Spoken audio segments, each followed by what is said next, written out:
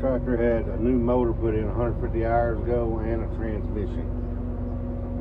All it's been used for is put on a grain cart. Tire, this tire in the front is fairly, it's brand new. This one over here right here is a little older, but the back, all four in the rear are all new. A lot of money spent on this tractor. None of this was done at John Deere. There was a retired John Deere mechanic. He does everybody's stuff around here. He did the transmission and motor work. So this is all no paperwork, but it's all to be good.